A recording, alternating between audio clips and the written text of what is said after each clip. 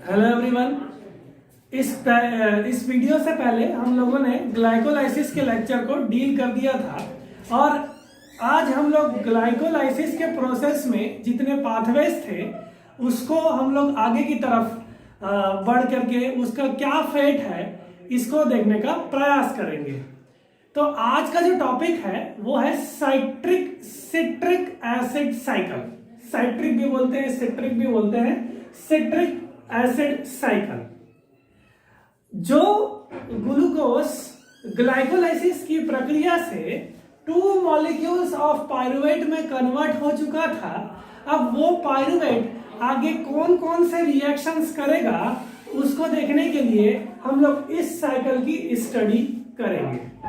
सबसे पहली बात यह है कि पायरुवेट डिहाइड्रोजिनेज एंजाइम की मदद से, इस पूरे लेक्चर में आप लोग ध्यान रखेंगे कि आपको बहुत ध्यान से चीजों को समझना है और मेरी बातों को बहुत अच्छे से नोट कर लेना है। ठीक, तो पायरुवेट जो है वो पायरुवेट डिहाइड्रोजिनेज एंजाइम की मदद से एसिटल को एंजाइम ए में कन्वर्ट होगा। सबसे पहला पॉइंट, पायरुवेट जो है वह एसिटल को एंजाइम ए में कन्वर्ट होगा। सबसे पहली बात ये बात हुई है ना। और दूसरी बात यह हुई कि ये जो पायरुवेट था वह साइटोसॉल में बना था। अगर आपको ध्यान होगा, ग्लाइकोलाइसिस की प्रक्रिया साइटोप्लाज्म में कंप्लीट होती है और साइटोप्लाज्म से पायरुवेट जो है, इस कारण से मैं बोला कि पायरुवेट जो है वो साइटोप्लाज्म में बना हुआ है। अब ये पायरुवेट माइटोकॉन्ड्रिया के, ध्यान पे रखना, माइटोकॉन्ड्रिया के मैट्रिक्स वाले रीजन में एंटर करेगा और एसिटल को एंजाइम ए में पायरुवेट डिहाइड्रोजिनेज एंजाइम्स की मदद से कन्वर्ट हो जाएगा एसिटल को एंजाइम ए में। दूसरी बात, अब ये को एंजाइम ए आता कहां से है, एक चीज आपको ध्यान पे समझ में रखना पड़ेगा। तो पायरुवेट डिहाइड्रोजिनेज एंजाइम के बारे में अगर मैं डिटेल करूं तो पायरुवेट डिहाइड्रोजिनेज एंजाइम तीन एंजाइम्स के कॉम्प्लेक्स है। तो पायरुवेट डिहाइड्रोजिनेज एंजाइम 3 एंजाइम का एक कॉम्प्लेक्स बना हुआ है। जो पहला कॉम्प्लेक्स है वह पायरुवेट डिहाइड्रोजिनेज एंजाइम है। सेकेंड एंजाइम जो है वह dihydrolipoyl transacetylase enzyme, dihydrolipoyl transacetylase. Next जो एंजाइम है डाईहाइड्रोलाइपोइल डिहाइड्रोजिनेज। तो यह 3 एंजाइम मिलकर के एक कॉम्प्लेक्स बना रहे हैं जिनको हम पायरुवेट डिहाइड्रोजिनेज कॉम्प्लेक्स बोल रहे हैं, जिसमें पायरुवेट डिहाइड्रोजिनेज, डाईहाइड्रोलाइपोइल ट्रांस एसिटाइलेज और डाईहाइड्रोलाइपोइल डिहाइड्रोजिनेज एंजाइम मिलकर के एक कॉम्प्लेक्स बना रहे हैं जिसको पायरुवेट डिहाइड्रोजिनेज कॉम्प्लेक्स कहा जाता है। पहली चीज, इस प्रोसेस को हम लोग ध्यान से देखने का प्रयास करेंगे तो इस प्रोसेस में carbon dioxide as a byproduct release होता है। ऐसा रिएक्शन जो कार्बन डाइऑक्साइड को रिलीज करे उस रिएक्शन को कहा जाता है डीकार्बोक्सिलेशन रिएक्शन। क्या बोला? ऐसा रिएक्शन जिसमें carbon dioxide as a byproduct release हो, उस रिएक्शन को कहा जाता है डीकार्बोक्सिलेशन रिएक्शन। ठीक, चलिए अगर आप ध्यान से देखेंगे पायरुवेट से एसिटल को एंजाइम ए बन रहा है तो यह प्रोसेस ऑक्सीडेशन की प्रक्रिया है। ठीक, तो अब ये रिएक्शन ऑक्सीडेशन और डीकार्बोक्सिलेशन दोनों हुआ। इस वजह से इस रिएक्शन को ऑक्सीडेटिव डीकार्बोक्सिलेशन रिएक्शन कहा जाता है। तो अगर आपसे पूछा जाएगा कि पाइरुवेट से एसिटल कोएंजाइम ए बनने की प्रक्रिया में जो जिस टाइप ऑफ रिएक्शन है, तो आप क्या बोलोगे? Oxidative decarboxylation reaction. ठीक, अब देखिए ये दोनों ही प्रोसेस को करने के लिए इस कॉम्प्लेक्स में जो एंजाइम रिस्पॉन्सिबल है वो स्वयं पाइरुवेट डिहाइड्रोजिनेज एंजाइम रिस्पॉन्सिबल है। तो पाइरुवेट डिहाइड्रोजिनेज कॉम्प्लेक्स में पाइरुवेट डिहाइड्रोजिनेज एंजाइम जो है वो ऑक्सीडेशन और डीकार्बोक्सिलेशन पाइरुवेट का लिए इंपॉर्टेंट रहेगा। तो पाइरुवेट का ऑक्सीडेशन और डीकार्बोक्सिलेशन के लिए जो रेस्पॉन्सिबल एंजाइम है वो पाइरुवेट डिहाइड्रोजिनेज है। अब देखिए नेक्स्ट, डाइहाइड्रोलाइपोइल ट्रांस एसिटाइलेज का काम यह है कि वो एसिटिल ग्रुप को एंजाइम ए से ट्रांसफर कर देगा पाइरुवेट में इस रिएक्शन में। तो ट्रांसफर ऑफ एसिटिल ग्रुप को एंजाइम ए में, शायद मैंने उस समय बोल दिया, को एंजाइम ए में एसिटिल ग्रुप का रिएक्शन कैटालाइज करेगा ट्रांस एसिटाइलेज एंजाइम।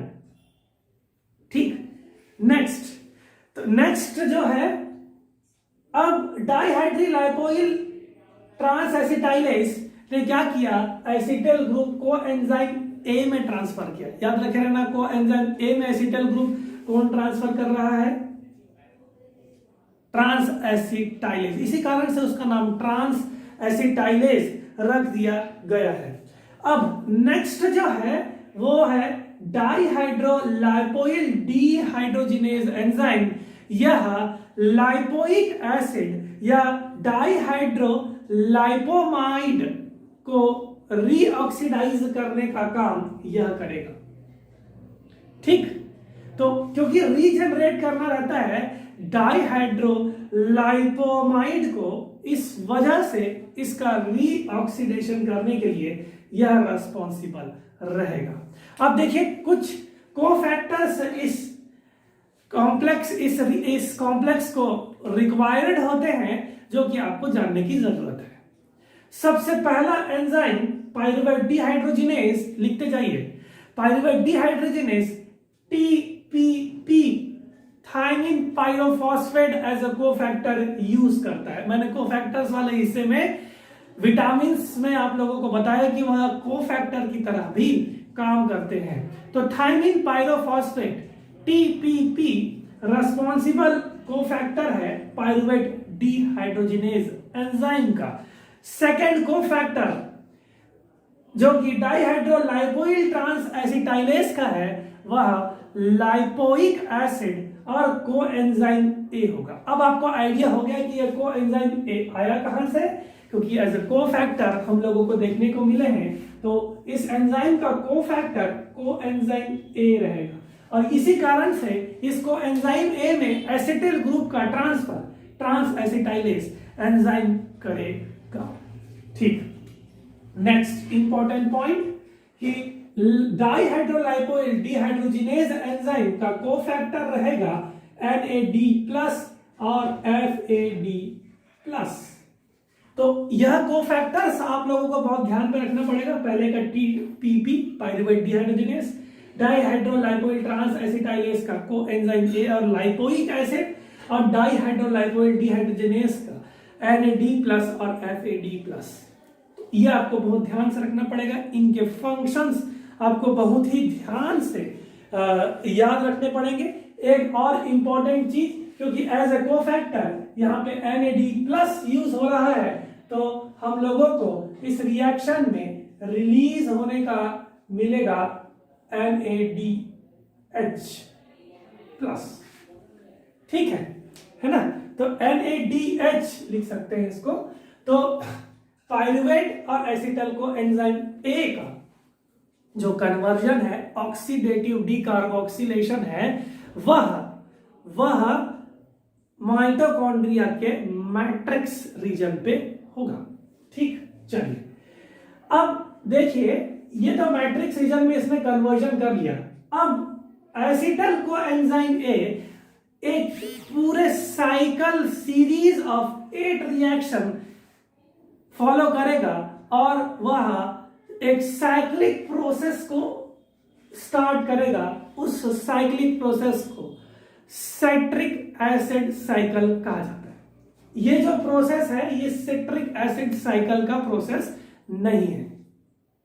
ठीक, तो एसिटल कोएंजाइम ए जो पाइरुवेट से बना हुआ है वह acetyl coenzyme A series of cyclic reaction start करेगा और यह बनाएगा आपका इस साइकिल को, जिस साइकिल को हम लोग सिट्रिक एसिड साइकिल कह रहे हैं।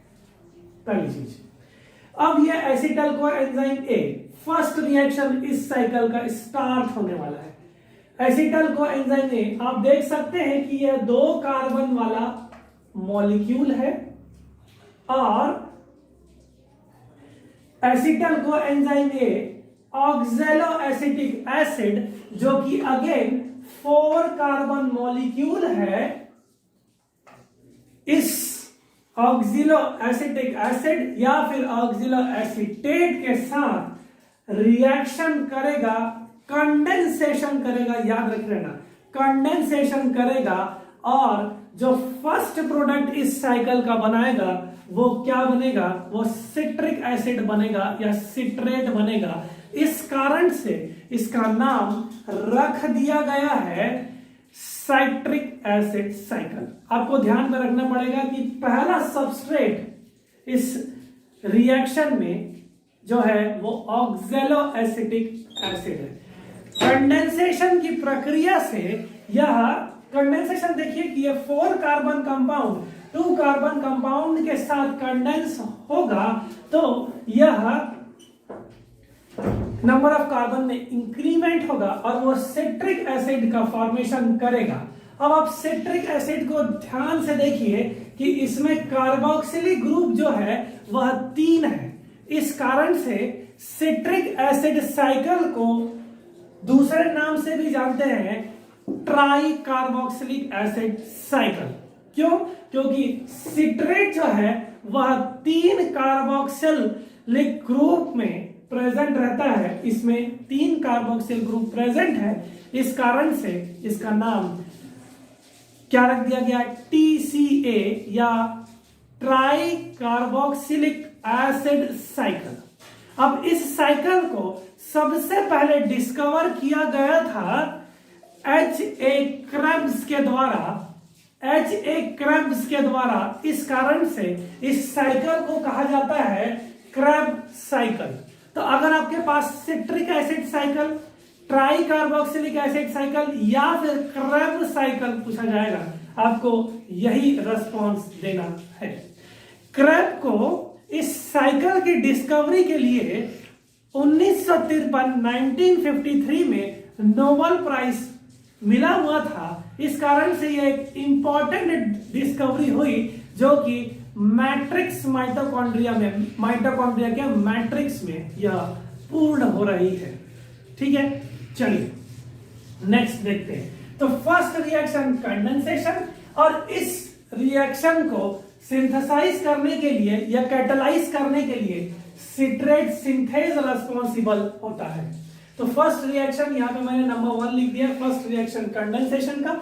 एक्चुअली यह अगर आप केमिस्ट्री कभी पढ़े होंगे तो ये एक्चुअली एल्डोल कंडेंसेशन का एग्जाम्पल है और इस कंडेंसेशन से हम लोगों को सिट्रिक एसिड देखने को मिल रहा है जो कि सिट्रेट सिंथेज द्वारा कैटलाइज हो रहा है। सेकेंड रिएक्शन देखिए, सेकेंड रिएक्शन जो है वह सिट्रेट से आगे बनता है सिस एकोनिटेट, या फिर आप बोल सकते हैं कि ये जो रिएक्शन है ये डिहाइड्रेशन का रिएक्शन है। डिहाइड्रेशन मींस वाटर का निकलना।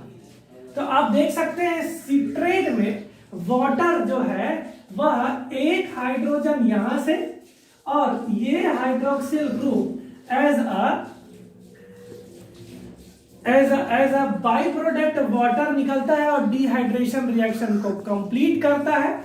दूसरा आप देख सकते हैं कि ये वाटर निकलने की वजह से इस सिट्रिक एसिड में डबल बॉन्ड आ जाएगा, क्योंकि वाटर एज ए डिहाइड्रेशन की प्रक्रिया हुई। तो सेकंड स्टेप को हम लोग दो भागों में बांट सकते हैं। पहला है आपका 2A, जिसको मैंने डिहाइड्रेशन किया, और इस रिएक्शन को कंप्लीट करने के लिए एकोनिटेज एंजाइम रिस्पॉन्सिबल होता है। ठीक, 2A रिएक्शन के बाद अगेन फिर रिएक्शन हाइड्रेशन का होता है। आप ध्यान में रखिए कि हाइड्रेशन का जो रिएक्शन है वह सेकेंड स्टेप के अंदर ही आएगा, है ना, और यह भी एकोनिटेज एंजाइम की मदद से होगा।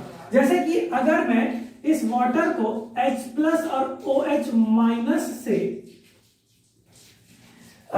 तोड़ूं, ठीक है, तो यह जो रिएक्शन है मार्कोनिकॉफ रूल से इस एल्कीन में ऐड हो जाएगा। तो आप देख सकते हैं कि इस वाले कार्बन में आपको OH ग्रुप देखने को मिला और H ग्रुप का एडिशन इस कार्बन में हो गया।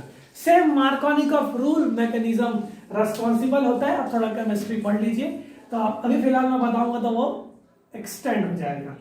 तो सिस एकोनिटेट के बाद हाइड्रेशन की प्रक्रिया से एकोनिटेज एंजाइम की प्रक्रिया से आइसोसिट्रेट का फॉर्मेशन होता है। तो एक्चुअली सिट्रेट से आइसोसिट्रेट बन रहा है डिहाइड्रेशन और हाइड्रेशन की मदद से। तो ये एक्चुअली में आइसोमराइजेशन का ही एग्जाम्पल है। तो आप बोल सकते हो कि सिट्रेट से आइसोसिट्रेट जो बन रहा है वह आइसोमराइजेशन का एग्जाम्पल हुआ। नेक्स्ट अगर आप देख सकते हैं थर्ड स्टेप जो है वह भी ऑक्सीडेटिव डीकार्बोक्सिलेशन का रहेगा, जो कि डिहाइड्रोजिनेज एंजाइम की मदद से होगा। आइसोसिट्रेट से आप देख सकते हैं ये वाला carboxyl group as a carbon dioxide release होगा और यह डीकार्बोक्सिलेशन रिएक्शन होगा। क्योंकि ऑक्सीडेशन की भी प्रक्रिया हो रही है, इस कारण से मैं इस रिएक्शन को ऑक्सीडेटिव डीकार्बोक्सिलेशन बोल सकता हूं। ठीक, नेक्स्ट देखिए, इस रिएक्शन को डील करने के लिए आप इस का भी एग्जांपल ले सकते हैं। अब इसमें as a cofactor NAD+ use होता है और इसमें हम लोगों को जनरेशन देखने को मिलता है NADH का। ठीक है, अब आप देखिए जो OH ग्रुप हमने जिस कार्बन पे ऐड किया था उस हाइड्रोक्सिल ग्रुप से हाइड्रोजन निकल जाएंगे और hydroxyl containing carbon carbonyl group में कन्वर्ट हो जाएगा। और अब देखो कार्बोनिल ग्रुप में कन्वर्ट ग्रुप इंट्रोड्यूस हो गया, इस कारण से आइसोसिट्रेट से अल्फा कीटो ग्लूटरेट बन गया। ठीक, तो आइसोसिट्रेट से अल्फा कीटो ग्लूटरेट का फॉर्मेशन हुआ और ये जो दो हाइड्रोजन है NAD+ के साथ रिएक्ट करके उसको वह रेड्यूस्ड स्टेट पे पहुंचा दिए। ठीक, इस कारण से अब आप देख सकते हैं कि ये रिएक्शन ऑक्सीडेटिव डीकार्बोक्सिलेशन का रिएक्शन हुआ। नेक्स्ट स्टेप अगर अपन देखें, fourth step again oxidative decarboxylation का रिएक्शन है और इससे भी CO2 और NAD+ जो है NADH का जनरेशन करेगा। ठीक, तो NADH का जनरेशन अल्फा कीटो ग्लूटरेट और सक्सिनिल कोएंजाइम A के रिएक्शन में भी होता है, जो कि हमारा फोर्थ स्टेप है। सेम वही अल्फा कीटो ग्लूटरेट से कार्बन डाइऑक्साइड रिलीज होगा। अब देख सकते हैं कार्बन डाइऑक्साइड रिलीज होगा और कोएंजाइम A का एडिशन हो जाएगा। ये भी ध्यान में रखिए, ये रिएक्शन सिमिलर होता है पहले वाले रिएक्शन में जो मैंने पाइरुवेट का एसिटल कोएंजाइम A में कन्वर्जन बताया है। और जो कोफैक्टर्स आपको इस रिएक्शन में यूज हो रहे थे वह सेम रिएक्शन इस फोर्थ स्टेप में भी होंगे।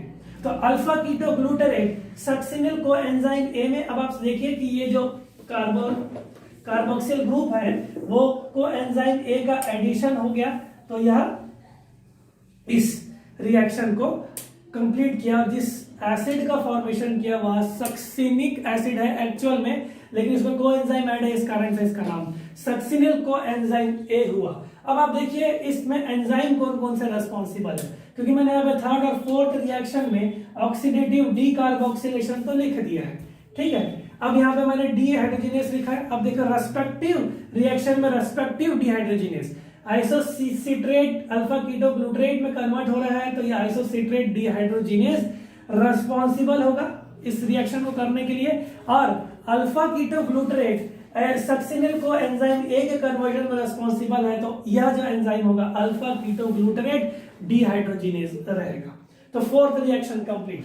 फिफ्थ रिएक्शन जो है वो सिंपल सा एक फॉस्फोराइलेशन का है, सिंपल सा एक फॉस्फोराइलेशन का प्रोसेस है।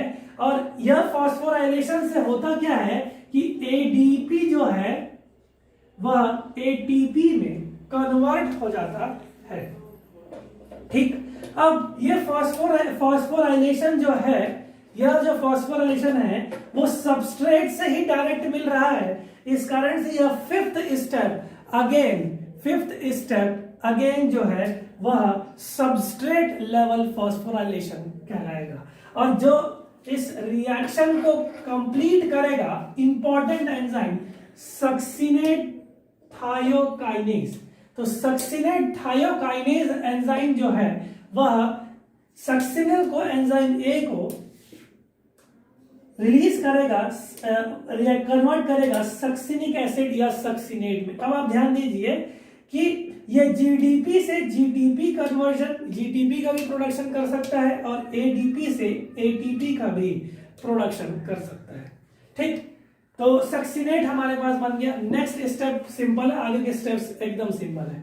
नेक्स्ट स्टेप जो है वो डीहाइड्रोजिनेशन का है। अब डीहाइड्रोजिनेशन का मतलब क्या हुआ कि हाइड्रोजन का रिमूवल, ठीक है। और यह जो प्रोसेस करेगा वो सक्सिनेट डीहाइड्रोजिनेज एंजाइम करेगा। तो आप देखिए सक्सिनेट जो है, सक्सिनेट डीहाइड्रोजिनेज एंजाइम की मदद से फ्यूमरेट में कन्वर्ट हो जाएगा। देखिए आपके सामने ये दो कार्बोक्सिलिक ग्रुप जो है, यह दो कार्बोक्सिलिक ग्रुप जो है वो सक्सिनिक एसिड को रिप्रेजेंट कर रहा है, ठीक। अब आप देखिए इस कार्बन में, इस कार्बन का हाइड्रोजन रिमूव हो जाएगा और यह इस रिएक्शन में डबल बॉन्ड आ गया। अब जो डीहाइड्रोजिनेशन से जो रिएक्शन हाइड्रोजन रिमूव हुआ वो रिसीव करेगा FAD, और FAD जो है वह रिड्यूस्ड फॉर्म में हो जाएगा, क्योंकि हाइड्रोजन यहां से रिलीज हुआ ना, तो उसको रिसीव करने वाला FAD प्लस और है ना, और FADH2 में ये रिड्यूस्ड हो जाएगा, ठीक है। चलिए नेक्स्ट देखते हैं। जैसे ही सक्सिनेट से सक्सिनेट डीहाइड्रोजिनेज की मदद से यह फ्यूमरेट में कन्वर्जन हुआ, तो फ्यूमरेट जो है वह सेवंथ स्टेप हाइड्रेशन की मदद से, अब आप देखिए डबल बॉन्ड फिर यहां पे आ गया, है ना।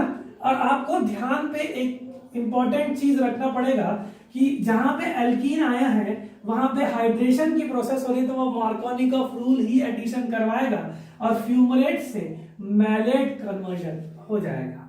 तो मैलेट कन्वर्जन जो है वह एक्चुअल में हाइड्रेशन का प्रोसेस है, और जो इस रिएक्शन को कंप्लीट कर रहा है वो है फ्यूमरेट, लिख दिया यहां पे, वो है फ्यूमरेस, वो है फ्यूमरेस। तो फ्यूमरेस एंजाइम में फ्यूमरेट से मैलेट में कन्वर्जन हो गया। एक इंपॉर्टेंट पॉइंट आपको बताना चाहूंगा कि जो succinate dehydrogenase, dehydrogenation sixth step के लिए रिस्पॉन्सिबल है, उस एंजाइम के लिए कॉम्पिटिटर, देखो इस एंजाइम का जो सबस्ट्रेट है वो सक्सिनेट होगा, लेकिन इस एंजाइम का कॉम्पिटिटर मैलेट भी हो जाता है। तो सक्सिनेट और मैलेट इस एंजाइम के लिए एफिनिटी रखते हैं। इस कारण से सक्सिनेट और मैलेट के बीच में कंपटीशन होता है इस एंजाइम के लिए। इस कारण से यह एग्जाम्पल कॉम्पिटेटिव इनिबिशन का भी एंजाइम इनिबिशन में होता है। ठीक है, ध्यान में रखिएगा इस सक्सिनेट डिहाइड्रोजिनेस को भी। तो कॉम्पिटेटिव इनिबिशन में सक्सिनेट डिहाइड्रोजिनेस आपको पूछा जा सकता है। ठीक, तो 7th स्टेप अगेन हाइड्रेशन का है, जो कि फ्यूमरेस के द्वारा होता है। नेक्स्ट स्टेप अगर आप देखेंगे तो यह स्टेप डिहाइड्रोजिनेशन का होता है, और डिहाइड्रोजिनेशन जो है अगेन हाइड्रोजन रिमूवल होगा, और हाइड्रोजन रिमूवल होने के बाद आप देख सकते हैं ये जो रिएक्शन है, एट द रिएक्शन, ये मैलेट डिहाइड्रोजिनेस की मदद से होता है, और मैलेट डिहाइड्रोजिनेस मैलेट से दो हाइड्रोजन निकाले। देखिए इस कार्बन में हाइड्रोजन और इस कार्बन में हाइड्रोजन निकल गया, तो ये जो सेकंड कार्बन है अगेन कार्बोनिल ग्रुप में कन्वर्ट हो जाता है, और ये फिर से ऑक्सिलो एसीटेट का फॉर्मेशन करता है। तो 8th स्टेप जो है वह डिहाइड्रोजिनेशन का है, जो कि मैलेट डिहाइड्रोजिनेस के द्वारा होता है। अब क्योंकि डिहाइड्रोजिनेशन का प्रोसेस है तो NAD+ रिड्यूस हो जाएगा अगेन NADH में। एक सार इस पूरे साइकिल का मैं आप लोगों को बताना चाहूंगा कि हम लोगों को कौन कौन से एनर्जी या रिड्यूस्ड प्रोडक्ट इस साइकिल से प्राप्त हुए। तो आप देख सकते हैं, अगर मैं क्रब्स साइकिल की बात करूं, हमारे पास NADH जो एनर्जी है वह कितने मिले, तो आप देख सकते हैं 3rd स्टेप में 1, 4th स्टेप में 2 और 8th स्टेप में 3। तो 3 NADH क्रब साइकिल से हम लोगों को प्राप्त होते हैं। ये साइकिल इसलिए हुआ है ताकि हम लोगों को यह रिड्यूस्ड प्रोडक्ट मिल सके। तो 3 NADH हम लोगों को यहां से मिलेंगे, और FADH2 एक FADH2 हम लोगों को देखने को मिलेगा। ठीक, और एक GTP या फिर ATP का फॉर्मेशन होगा। तो पूरे क्रब साइकिल में हम लोग को एनर्जी कैलकुलेशन किया जाएगा, तो हमारे पास 3 NADH, एक GTP, ध्यान से सुनना, 3 NADH, एक ATP और एक GTP का फॉर्मेशन हो रहा है। अब आप कमेंट बॉक्स में एक काम करेंगे, मेरे को टोटल एनर्जी यील्ड इस क्रब साइकिल में लिख करके बताएंगे, और एक NADH की वैल्यू 2.5 ATP रखेंगे, और FADH2 के लिए आप 1.5 ATP रखेंगे एक FADH2 के लिए, और NADH के लिए आप 2.5 ATP रखेंगे, और GTP के लिए 1 ATP रखेंगे। एनर्जी कैलकुलेट करके आप मेरे को कमेंट बॉक्स में जरूर बताएं। ठीक है, तो ये जो प्रोसेस है, ये पूरा जो साइकिल है, यह क्रैब साइकिल का हुआ कंप्लीट, और आगे हम लोग इसके next step electron transport chain की तरफ जाएंगे। अच्छे से इसको ध्यान से पढ़िएगा, है ना, और कोई भी दिक्कत होगा तो आप मेरे से जरूर पूछें। आप सभी का बहुत बहुत धन्यवाद।